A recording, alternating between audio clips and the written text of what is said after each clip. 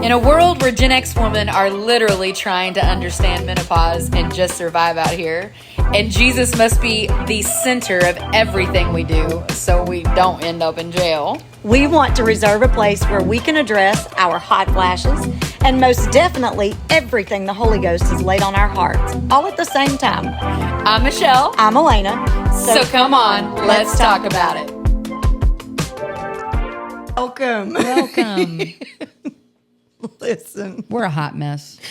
we need to do like some bloopers or something one day, but only some of them we can't put on. Yeah. Like the one that just happened. I feel like people be knowing that we a mess. Listen, I feel like people know. They may not know the extent of what the mess is. y'all. Oh my They goodness. definitely know we're a mess. Listen, it's definitely okay. Well, we're gonna be serious now. I'm going to try. We're not gonna be serious anyway. So before we started, you just asked me, you were like, do you have something funny to talk about? And I was like, no, not really. But then I was like, yes, I do.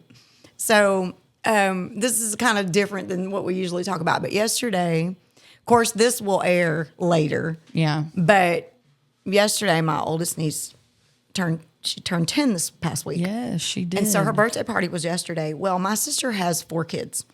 The oldest is 10, and then her sister down is 9, and then Bethel is 6, and Ezra is 3. Right. So Bethel is the youngest girl.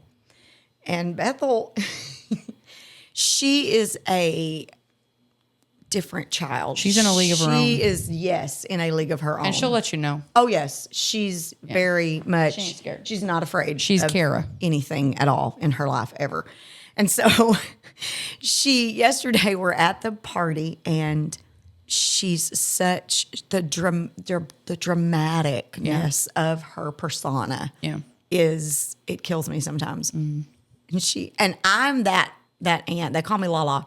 I am that one that I'll just, I'll just like play along with it, and I'll just like magnify it times 40, because it's funny to me. Yeah. And so she comes up and she's trying really hard to cry, only it's not quite like there's not tears, but her face is scrunched up and she's really dripping wet, got this life jacket on, and she's like, Lala.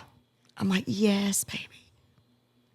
So-and-so jumped in the pool and he jumped on my head and smashed it. Goodness. And I was like, oh my goodness, are you okay? And she's like, Do we need to call a doctor? Yeah. And so she said, it just really hurt me. And I said, well, are you bleeding? Where does it hurt? Just in my body. It just hurts. And she scrunched up her face. And I'm like, well, I said, I think you're going to probably be okay. Like, do we need to get you some medicine? Do we need to get you an ice pack? And I'm in all the things. Ambulance. She said, she looks at me dead in my face and she says, no, it just, Lala, it just didn't get to that point. Ooh. I Quit said, overreacting, Elena. I said, okay, Drama Llama, what point did it get to? Like, what do you need from me right now? Please help me help you. I'm trying to assess it. She said, I just wanted to tell you that he did that. And I said, well, how about this? How about you just don't play in the area where he's playing now. Right. Tell him Just to stay jump away. over there and you'll play over here with your friend. No, that's not good enough. She said, okay. And she runs away. Literally, there's nothing wrong with her. She's like squeezing her eyes, trying to make tears come out. So dramatic. But this is, if you know Bethel, then you know that this is her personality. Yeah. And she is I was that child. Hilarious. And so when she runs off, I'm laughing. I'm like, ha laughing. And my friend Kim was standing there. We were doing snow cones, and she just shook her head. She said, that's Bethel. I said, yes. But then later on, I got to thinking about it, and I was like, you know what? How as funny as it was, I thought, how many times do we act like that? Girl. And God's just like, seriously, what do you want from me? You're so dramatic. Like, why are you trying so hard to cry, Michelle? I got to thinking about it, and later on yesterday, Did I tell you not to do that? And I got tickled, and I thought, she was funny, she was hilarious, but how many times do I do that? I don't And wanna think God about just shakes his head, and he's like, "Listen, if you would have listened to me, You know how I know God got a neck? Because I know he's had to shake his head. He got to. You hear that? Oh, but I thought about that. She was hilarious. She was so funny. But I thought about that later on, and I was like, I know God be doing that with me sometimes. But she was serious. She was in a situation. She was emotional. She was traumatized. She just couldn't make the tears work. No. Maybe it was a pool. I don't know. Maybe there really were tears. It was quite It's just funny. that she was wet. No, there were no tears. I'm trying, Bethel. I'm trying. I'm fighting for you. She's hilarious. I was that though. kid. But yeah, I was like, okay. I was that kid. I feel like I'll never forget. My mom told me this story one time about I got in trouble. I don't know what I did. It could have been any number of things. not you. Yeah. And she had this red belt. I called it the Indiana Jones belt. I don't know why. I think because it looked like a whip to me. Was his belt red? I don't It think was. No, It was his brown. belt was not red. But I think because it was a real thin belt. Oh, And it yeah. was from the 80s, it was one of them thin. Yes. And when she would spank us with it, it always inevitably would end up not looped around. It would just be Yes. waving around. And she tells the story about I got in trouble this one time and I ran from her. And apparently that wasn't something, I was shocked to find out that wasn't something I would do because I feel like that's in my nature, except for the fact that I'm not a runner. So I do get that the idea of me running from anything would be hard for anyone to believe. But apparently during this time, I decided to run for my life from the Indiana Jones red belt. And she said, when she finally caught me, that I just got on the floor and put my hands up like this, and I just said, no, you can't whip me with that belt. And she said, why? And she said, I just looked at her and said, because I'm allergic. I was like, what? And she said, she bust out laughing. She couldn't whip me after that because then by that point, she had forgotten why I'd gotten in trouble. It was I'm allergic. There was no point because then it would have just been spanking me and she wouldn't have known why. But I feel that. That I feel like that's me. That's hilarious. That's me and God. You talk about Bethel reminds you of God and the way that's me and God. I just be running and he's like Jonah. He's like, Michelle, I need you to do this. And he finally catches up with me. I'm like, no. I'm allergic. That's so funny. Can I get some spiritual clarity before you make me go do this, Lord? Are you sure? We're just not to that point yet. God, please put the Indiana Jones belt away. My dad, I don't know whatever happened to it, but my dad had a little thin black dress belt. And my dad never even wore a suit in his whole life. I think when my sister got married, he wore a suit. Okay. So I never saw him wear the belt, but he would tear your behind up with it. That belt haunts my dreams to this day. I feel that. I mean, I feel that like red belt. I feel like I needed it every time I got it, but I'm sure I feel like my sister didn't ever get that belt. She probably don't even know what I'm talking about right now. My brother got it a lot. But we ain't gonna talk about that. That's another podcast for It's another time. episode. Well, let's get into it. What you got for us We today? actually got some stuff today. So the last episode you talked about regret. Yes. And it really kind of flows. That happens a lot. You'll be working on something, I'll be working on something, and it kind of flows together. Yes. So I can't take complete credit for this topic because it actually is birthed from a conversation that I had with Uncle Gerald. Okay. But we were talking about a lot of stuff, but we got to talking about unforgiveness and the effects that unforgiveness have on us. Mm-hmm. So I called this the consequences of unforgiveness. But when I look back over the last however many years, I guess you could say, I could look back over the past 9 years of my life, and the journey from being lost in addiction to now, I could not, there's not one, like any one thing outside of God, obviously, but there's not any one thing or one lesson or one moment or that I can point to that I can tell you that one thing right there is what made me who I am today. So I think you would agree with me. It's a multitude of things. Oh, it's yeah, for sure. Tons of things that we've had to go through. We've had to, we've had to learn, relearn, Right. And learn again. Then learn it again. It's been a plethora really of different lessons and moments and experiences and things of that nature that have brought us to where we are. But I would say that one of the biggest lessons that I've had to learn is forgiveness. Oh. I would say out of all the things that I've had to tackle, of all the things that I've had to recognize the importance of it, be honest about it, dig through it, analyze it, figure some things out, I would have to say forgiveness was one of the biggest ones that I had to conquer. Now, that may have just been me, but forgiveness was huge for me. It was hard for me. Yeah. It was real hard. I think because you said it in the last episode when you talked about forgiving yourself. I had to learn how to forgive myself, and I didn't really know what that meant. Yeah. That's the hard. hardest. I think you just need to forgive yourself. It's really not, that easy. It's Right. not. No. And especially when you're holding all the ashes to a very broken life. And those ashes don't just affect you. It affects your kids. It affects your family. It affects all those that have been around you. And so it's not easy. And I also had to forgive people who had hurt me really bad. Yeah. And it wasn't fair because some things weren't my fault. Some things were. Some things weren't. But I had to forgive people that never even said they were sorry.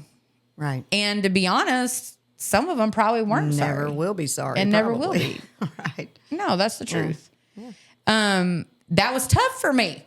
I think because you want it to make sense in your mind, and it's just not ever going to make sense. No. I don't think it was ever meant to make sense. We want a finite ending, and we don't get that a lot of times in forgiveness. No. You don't get an absolute in that one. No. But eventually, I had to come to terms. I'm sorry, Siri's talking right now. My bad. But eventually I had to come to terms with the fact that it had to happen. Like there's no way around it. It was part of my recovery. Yeah, if I wanted to get better. Can't move forward. Right. I had to be able to do it in order to move forward. My husband's giving me the evil eye right now because Siri was in the microphone apparently. But anyhow, yeah. So eventually that was something that I had to just latch onto, and I had to figure out, what am I going to do? Not just because the Bible obviously tells us that in order to be forgiven, we've got to forgive. Right. I mean, there's that. There's obviously that. And that's important. Yeah, that's pretty big.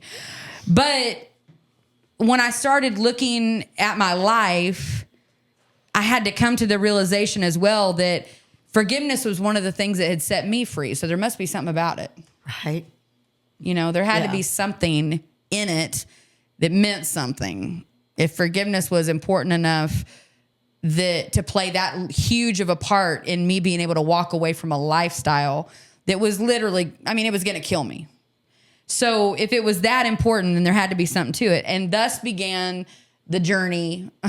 I don't want to say adventure because I feel like adventure sounds fun. Yeah, it's not necessarily fun. Adventure's the wrong words, but definitely the journey through this whole lesson of forgiveness and what forgiveness meant. So this conversation I had with Uncle Gerald, it got deep. It got deep. And if you've never heard Gerald Morris preach, you're missing out. He's one of my favorite preachers. Not just because he's my uncle. It's just because he's awesome. Yeah. But he and I began to talk, and I love to pick his brain. Yeah. Like I love to pick his brain because he pulls all sorts of different things out, perspectives, pieces to the story, and things that I just don't even think of. So this is what happened that particular day. And he was in it when he pulled this out. He was in it. He was loaded for bear when he brought this out at the table. I'm just saying. So he begins to tell me the story of Ahithophel in Samuel, 2 Samuel. She over there nodding her head. She know what I'm talking about already. Y'all, I think y'all already know she way more spiritual than No, I'm trying to think of how it's going to tie in. I'm interested now. He began to, it really came into play because we were talking about David. Okay, we were talking about David, really. And there's a message that he preaches that he actually has connected to different stories in the Bible, but he calls it the far-reaching consequences of sin. And he's preached it before and spoke it before over the pulpit several times in conjunction with lots of stories. But he talks about it when he talks about Solomon, or he talks about, the life of David. And he talks about the far-reaching consequences of sin when you think of Absalom and, David's kids and, the consequences that come. We can't pretend like there aren't consequences. There's forgiveness, there's restoration. Sure. But there's also consequences that come, Absolutely. With sin. And so he began to talk about David, and he brought this, I don't want to say character up because he was a real person, I loved it when your sister said the Bible isn't just stories. No. It's real life. Yes. So he started telling me about this person, Ahithophel. And if you don't know who Ahithophel was, he was Bathsheba's grandfather. Mm-hmm. And we know what David did with Bathsheba, to Uriah. We know that story, right? We've been knowing that story. But Ahithophel was part of David's council. And for years, he maintained that position and still, at the same time, had major resentment for David because he loved Uriah. So I can't imagine why. Yeah. And he resented David for the downfall of what should have been Bathsheba's life. Right. And the grandson-in-law that he clearly honored and admired. And he carried that resentment, even though he was part of David's council. It calls him, it titles him as David's counsel when we first read about him. But for years, he resents David. And it really, I feel like the more you learn about the story, it had to be hatred, like full-blown hatred. Right. He really hated David. Because if you go on and you read the story, then you know that he ended up, we know that Absalom rose up against David. He gets men. He's going to go against him. He's trying to divide the kingdom, over all these things. David goes into hiding, and Ahithophel switches sides. Ahithophel becomes counsel for Absalom. And David finds out about it, and David starts praying God to help his voice to just fall on deaf ears, basically. Yeah. Let his counsel be foolish. Like, don't even let them listen to what he's saying. And then he also sends in an undercover guy. And he's going to send in an undercover guy. So this is all going on. You can read it in, I wrote it down. It's 2 Samuel chapters 15 through 17. But in 2 Samuel 15 and 12, it calls Ahithophel David's counselor by name, by title. And in Hebrew, the word counselor means someone who gives advice, guidance, direction, and instruction. So he clearly held a very close, even though it may have not have been close in intimacy, he held a very close relationship with David in the realm of what he was. So switching sides was not just some everyday normal thing. Him going to serve Absalom, that hurt David. Right.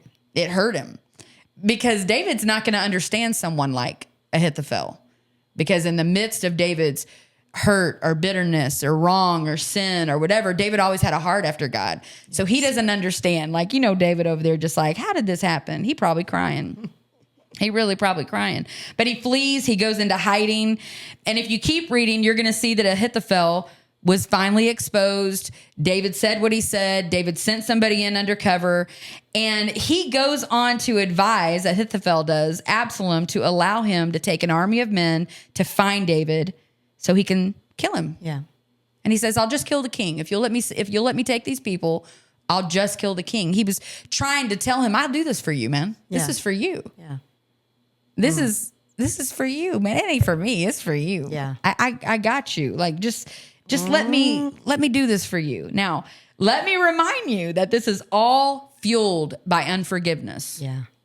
You've got a man Wow. that has not been able to let go of something. Now, granted, what David did was wrong. Oh, sure. Remember, forgiveness is not saying that what they did is right. No, absolutely not. Forgiveness, and I think so many people struggle with forgiveness because you feel like if you say, even if it's just within yourself, that you forgive them, then you're saying that the wrong that they did to you is okay. Yeah, that's not true. No. And then what happens is you've got somebody like Ahithophel that lives all these years out holding on to this resentment, can't let go of it. It's hatred, basically. And now he's basically planning the murder of this person. And for why? What's it going to do? How's it going to help you? You kill David, what's it going to do? Is it going to make you feel better? No. But how many times in our life do we do these exact things? We back ourselves into a corner and we refuse to forgive because of our pride, because we're stubborn. I mean, for lots of reasons. Yeah. And at the end of the day, we build walls around ourselves through this unforgiveness, and we hold ourselves hostage to anything God wants to do in our life. Right. Ain't nobody holding us hostage except us. That's good. We keep ourselves in that place. Ahithophel had spent years allowing bitterness and hatred to fester inside of him, all the way to the point of this, planning and plotting this. But his plans get trampled on when Absalom receives counsel from David's undercover guy, no less, right? And he gets counsel saying, no, we don't need to do that. We need to wait it out. This ain't the right time. Right. This is going to be a foolish move. And Absalom agrees. Yeah. And Ahithophel's plans crumble to the ground. So what does he do? Well, if you look at chapter 17:23, it says, it gives you an accurate account for what the results, or I say consequences, are when we allow unforgiveness to grow like a disease in our lives. It says, and when Ahithophel saw that his counsel was not followed, he saddled his donkey and arose and gat him home to his house, to his city, and put his household in order and hanged himself and died and was buried in the sepulchre with his father. So that is the end result of this story. A man who had so much unforgiveness and bitterness inside of him over the actions of someone that were in fact wrong. Yes. But he allowed unforgiveness and bitterness to grow so maliciously in his life that it destroyed him. It ultimately snuffed his own life out. Right. Because he could not get control of that. And it wasn't so long ago, we have it's our besties from Waco, Brad and DL and Alan. You've met them before. Yes. And Brad, we have a group chat or a group text together, and we send stuff back and forth, messages and songs and things of that nature. And he sent this message. It was probably about 3 days after Uncle Gerald had talked to me about this. And the crazy thing is I was already in 2 Samuel. I was only like 3 chapters ahead of when this story starts. But Brad sends us this message, and it's a message by T.F. Tenney, Bishop T.F. Tenney, who is a giant, a spiritual giant. If you don't know who he is, look some of his stuff up. You won't be sorry. Right. But I listened to this message, and it was talking about unforgiveness. And this was a quote from this message. He said, Ahithophel was upset with David because of what David did to Uriah. He kept putting on his smile every morning, but there was something harboring in his heart for years that he never got over, and he died of suicide. Harboring things and refusing to get over it, even if you've been wronged, is spiritual suicide. Wow. Bitterness may or may not affect the person to whom it's directed, but one thing's for sure, it will destroy you every single time. Yeah. And it's the truth. Yeah. It's the truth. I don't know who you need to forgive, but forgive them. Yes. I don't know who's done you wrong and you keep telling yourself forgiving them is giving them their way. Man, don't worry about it. It's not. Forgive them. It doesn't mean you have to reconcile with them. Maybe you'll never have a relationship with that person again, and that's okay. Yes, absolutely. Not every relationship that falls apart that requires forgiveness needs to be reconciled. Right. Forgiveness and reconciliation are two very different things, and make sure you know the difference. Yes. Because not everyone God tells you to forgive is going to be someone he wants back in your life. Right. We know that. Yeah. You know, Absolutely. We know that. It just means that you've got to release it. You've got to get freedom over it, basically. You got to get freedom. You've got to free yourself from the pain that's attached to every wrong that this person has committed to you. Everybody used to always say, and I used to hate it when they would say it, is forgiveness is for you, not the other person. Yeah. And I would be like, If I whatever. hear that one more time. Yeah, please. You know, you But see it's it true. needle pointed on every pillow and, you know, it's whatever. But I don't think there is a more true comment that could ever be said. Freedom is most definitely for you. Right. And with that being said, how much more important should it be that you do it? Forgiveness is important. Absolutely. It's one of the most important steps that you're going to take. Oh my to goodness. walk in true freedom. And forgiveness is not something that you take lightly. It's so valuable. There is something so beautiful and valuable about forgiveness. There is something so freeing about forgiveness. There is something so liberating about forgiving someone, honestly, especially the ones that don't deserve it. Right. Because if I'm going to be shackled to unforgiveness, why would I ever want to be shackled to unforgiveness coming from somebody that don't even deserve the attention that it takes to invest in it, for it to even exist? You know, I saw something once, and I've said it in recovery class, that unforgiveness is like sitting in the living room with your enemy, catching the house on fire and hoping they die of smoke inhalation. Meanwhile, you're going to die with them. You going down in a house that's on fire, right? Yeah. You do get that part. Like, that's such an accurate account for it. Yeah, it is. And that's basically what you're doing. When you refuse to forgive someone, look, I know that there's all different kinds of pain. I'm not trying to make light of the kind of pain that we go through. There are people that have been molested and sexually abused and raped, and they've been put in situations. They've been lied on, betrayed, cheated on.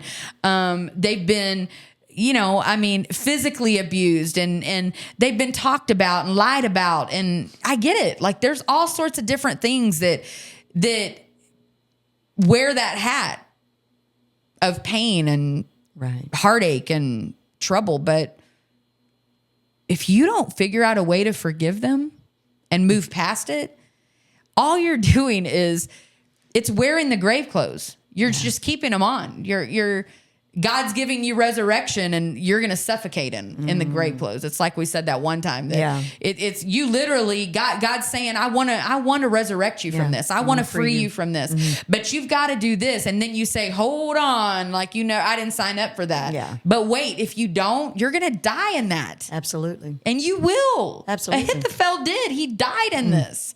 He died in his unforgiveness. He died in his bitterness. He died in the pieces of him that refused to give in and forgive someone. And I feel like if he was part of David's counsel, he was close enough that he probably saw what kind of man David was. I would imagine that he realized at some point that David was truly repentant and had the right motive in the direction that he was going. Yeah. And yet still. Yeah. And David being who he was, I don't think he was very quiet about his God. I don't think so, no. He show danced outside undignified. Yes. I don't feel like he was real, just, I'm going to go there and worship God. No. I feel like he was probably real loud about it. Yes. I feel like he didn't care who saw him. I feel like he probably, when he was wrong, he probably told, I'm wrong. I shouldn't have done this. But God, but I love him, but I serve him, but I'm, you know, like he shared that stuff. I got to believe that. Right. He didn't seem like some mousy little dude that didn't tell. He was like closet Christian. No. I feel like that probably wasn't him. No. So Ahithophel had probably been exposed to the sincerity and genuineness that probably came off of David, even from the pit, even from when David failed, even from his worst mistakes. He most likely had been around for a lot of those things. Yeah. And therefore, even witnessing those things, still decided that it was more important to harbor these feelings and not resolve them, not get past them, and live a life that he could have lived. Instead, he literally died in it. It literally killed him. And what Brother Tenney said was the absolute truth. It will destroy you. It's spiritual suicide. Unforgiveness is spiritual suicide. And I think that there was something going on in my husband's life, and he had something that he couldn't forgive, and he was struggling to get the Holy Ghost. And I will never forget when he had this conversation with me, and he said, I don't know what's wrong with me. I don't know what's going on. And I don't know what even made me think of it, but I said, is there anyone you need to forgive? And he came to me a couple days later and said, you know what? You're right. He said, I do need to forgive this person. And I feel like I finally did. And that next Sunday he got the Holy Ghost. Yeah. Now that could just be coincidence. I don't think so. But I think that it was a perfect example of God teaching him. And you know what? With that being said, he said something to me yesterday. I was in the car running my mouth like I do. And I was talking about, I don't agree with this. And I think, because I really think my opinion matters. And I'm running my mouth and telling him how I feel about something. And he said, I don't know, Michelle. He said, I just feel like, you got to give him a chance. And I feel like this person, I just feel different. When God healed me of unforgiveness, wow. He said, I have a hard time not giving people a chance. Like even if they've had chances, I have a hard time. And I was like, okay, hush your mouth. Because I feel Don't bad. talk to me about that. And now I feel convicted. Right. So instead of going to dinner for Logan's birthday, let's just go and pray. Let's just go pray now. Jesus. And there was so much truth when he said it, when Matt said it, there was so much genuineness, and I could tell that it was forgiveness really changed his life. Mm-hmm. And I look at this life of Ahithophel and I think how sad, and how many of us live a life of unforgiveness and bitterness, and we don't even realize what a waste. We don't even realize the noose that is already around our neck. Wow. Just by involving ourselves in it. Mm-hmm. It's just, we're just waiting for the moment, and it's for why? What do you accomplish? Because let me tell you, I looked it up. I'm about to read it to you. Do you know what kind of psychological problems come from unforgiveness? This is not a Christian article. I will tell you right now, this is not a Christian article. This is from Johns Hopkins Medicine. Okay. So this is a medical commentary. This has nothing to do with church, Bible, nothing. So unforgiveness can have many psychological consequences, including, this is going to blow your mind, depression. Unforgiveness can lead to severe depression and post-traumatic stress disorder. It can also exacerbate depressive symptoms in older adults who have difficulty forgiving themselves for their actions. Wow. Anxiety. Unforgiveness can lead to increased anxiety, which can increase the risk of sleep deprivation. Stress. Unforgiveness can lead to stress, which can compromise physical health by affecting the immune system. Bitterness. Unforgiveness can lead to bitterness, which can make people caustic, sarcastic, and condemning. It can also distort a person's view of life and lead to malignant thoughts towards others. Wow. Low self-esteem. Unforgiveness can lead to low self-esteem and lack of self-love, especially if a person doesn't forgive themselves. Wow. Social isolation. Unforgiveness can lead to social isolation. Anger. Unforgiveness can lead to anger that can be brought into new relationships and experiences. Irritability. Unforgiveness can lead to irritability in relationships. Feeling at odds with spiritual beliefs. Unforgiveness can lead to a person feeling at odds with all of their spiritual beliefs and faith. Loss of connections. Unforgiveness can lead to a person losing valuable connections with others. That's Johns Hopkins. Wow. That is psychological consequences. That is the toll that it takes on us psychologically when we choose not to forgive someone.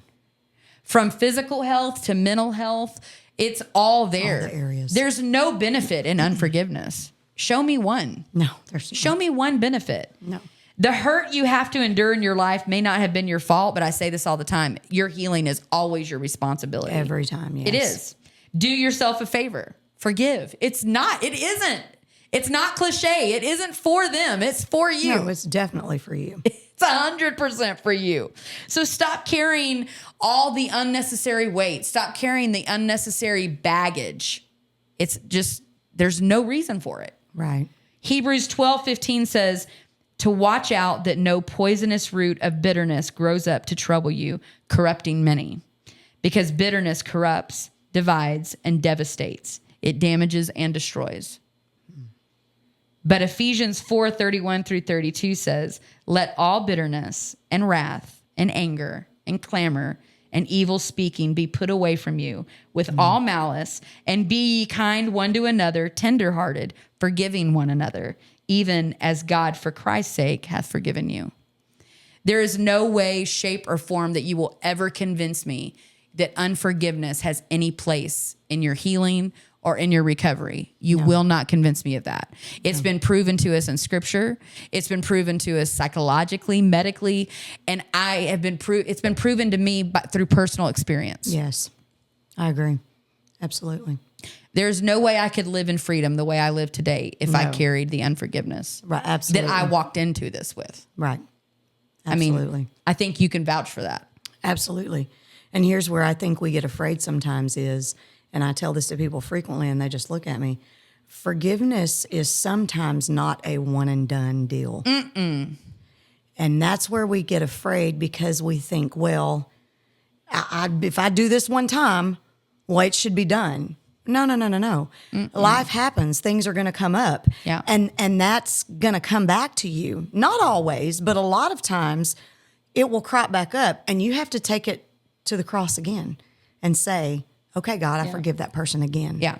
And it becomes easier every time you do it. Right. But there are going to be things and instances that happen and come back up and you're going to say, I thought I forgave them already. Yeah. Well, you did. Yeah. You did. And you meant it. Yeah. But now this has happened. You got to forgive them again. Consequences of your actions. Yeah. You got to forgive them again. Yeah. Yes, there's healing. Yes, there's freedom. Yes, there's hope and grace and mercy. Right. But there are consequences for your actions. 100%. And sometimes we have to face those, and it is in the form of forgiving again and again and again. And that's okay. The important part is to do it, to continue to do it. Yeah. And now there are some people that I forgave that I don't ever think about. No. Like it was a one and done deal. Yeah. It doesn't come You can back up. forgive It from a doesn't. distance. Yes. Yeah. And I never had to reconcile with them because that would not have been safe. No. And so There's no purpose in it. It doesn't come back up. Yeah. But there are some things that I have to take back. Yeah. Sometimes. For sure. Because life happens and you're connected to those people. 100%. And you got healing in that area, but maybe they didn't. No. But they're still in your life. And it's okay for them to be in your life. The important thing is to remember that sometimes you got to take it back. You got to do it again. Right. You got to row that boat again. Yeah. So whoever is out there watching this, I'm encouraging you right now, find a way to forgive them. Yes. Whoever it is, family member, spouse, kids, neighbor, ex-husband, whoever it is, it ain't worth it. Right. It's not. It will 100% block you from standing in not just the freedom, but the blessings that God wants to pour into your life. Not because he doesn't want to pour them in there. It's because unforgiveness will keep you from being able to appreciate it. Yes. You'll ruin it every time. Yes. And then it'll spill over into your family, your home life, your children, You're your spouse. creating generational things that you got no business creating. And then they'll have to fight what you wouldn't forgive and what you wouldn't It's get rid the of. truth. It's not worth it. So find a way to forgive. Find a way. Remember, it's not saying that what they did is okay or right. No. At all. No. It's saying that you're not going to let yourself be shackled to their bad or poor decision. Whether they find repentance for it or not, that's between them and God, and they'll answer for it. Absolutely. But whether you forgive them or not, you'll answer for that. You're going to answer for that. Yeah, and it ain't worth it. No. It's not worth it. It is the most beautiful, freedom-related thing you will ever do in your life. I agree. I 100% agree with that. Yes. Like, it just Absolutely. is. But that's all I got. Wow. Forgive. Well, thank you for Just talking to me. forgive. That's talking to myself, yeah. girl. Ahithophel. What a awesome. sad life. I was going to say, what a sad story, but what an awesome way to bring that. I don't want to spiritually die. I don't want to. It ain't worth it. It's a tragic ending to what could have been a phenomenal story Absolutely. of redemption and Absolutely. hope. Man. That's all I got. Wow. Thank you. Just forgive. Yes. Forgiveness. Thank you very much. Thank y'all for joining us. We love you guys. See you next time. See.